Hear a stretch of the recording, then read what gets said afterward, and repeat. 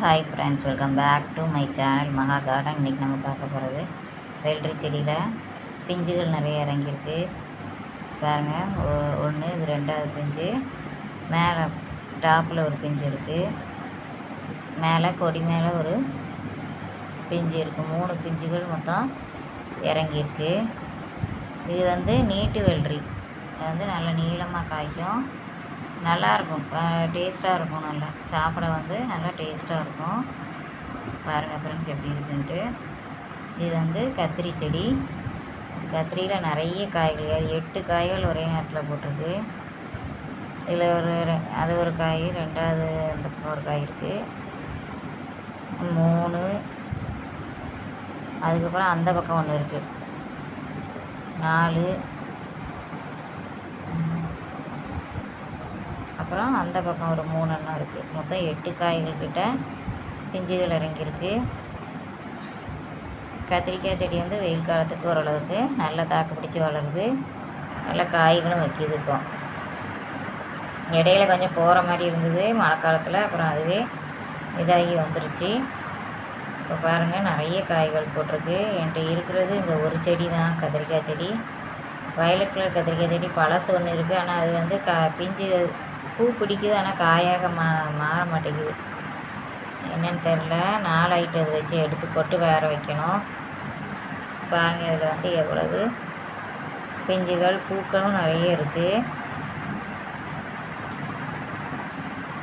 வெள்ளை கத்திரிக்காய் செடி நல்லா இப்போ காய்க்க ஆரம்பிச்சிருக்கு. சீசனுக்கு நல்லா காய்க்குது.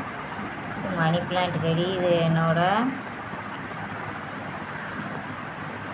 கிட்டத்தட்ட ஒரு 7-8 வருஷமாக என்கிட்ட இருக்குது இந்த செடி. அதே தொட்டியில் தான் இருக்குது. அதனால் வீடு மாற்றும் போது மட்டும் கட் பண்ணி எடுத்துகிட்டு வருவேன் கொடியை. அதுக்கப்புறம் திருப்பியும் அது கொடி இதாகிடும், திருப்பியும் வளர்ந்துடும். இது வீட்டில் வச்சா நல்லது, பாசிட்டிவ் எனர்ஜி கொடுக்கக்கூடியது, ஏர் பியூரிஃபைரும் கூட. இந்த செடி காற்றை சுத்தப்படுத்தி நமக்கு தருது. பாருங்கள் ஃப்ரெண்ட்ஸ், இது எப்படி வளர்ந்துருக்கு. நல்லா பச்சை பச்சையும் இருக்குது, டபுள் கலர், அதாவது ஒயிட்டும் பச்சையும் கலந்து வரும். இது அந்த பக்கம் கொடி எப்படி போகுது பாருங்கள், செவுத்து ஓரமாக கீழே எப்படி படர்ந்துட்டு வருது பாருங்கள். மேலேருந்து கீழே இறக்கி விட்ருக்கேன் மணி பிளான்ட் கொடியை. கண்ணாலேயே அது செவுத்து பிடிச்சிட்டு கீழே வந்துருச்சு. இங்கே பாருங்கள், பக்கத்தில் காமிக்கிறேன். எப்படி மேலேருந்து கீழே வரைக்கும் நல்லா பச்சை பசையில் இருக்குது பாருங்கள். இந்த வெயிலுக்கும் நல்ல பச்சை பசையில் இந்த செடிகள் நல்லா சூப்பராக இருக்குது இதோட வளர்ச்சி. அந்த பக்கம் வச்சுருந்தப்போ கூட இவ்வளவு இல்லை. இந்த பக்கம் மாற்றி வச்சோன்னே, வெள்ளை அடிக்கும்போது மாற்றி வச்சேன், பெயிண்ட் அடிக்கும்போது. இப்போ அதுக்கப்புறம் இந்த இடம் மாற்றினோன்னே நல்லா பிடிச்சி வளருது. பாருங்கள், இது இவ்வளோ சூப்பராக கொடி கீழே வரைக்கும் போயிருக்கு பாருங்கள், அந்த ஸ்லாப் வரைக்கும். நீங்களும் மணி பிளான்ட் வீட்டில் வச்சு வளருங்க, நல்லாயிருக்கும். இந்த செடி வச்சா மணி வந்துக்கிட்டே இருக்கும்பாங்க.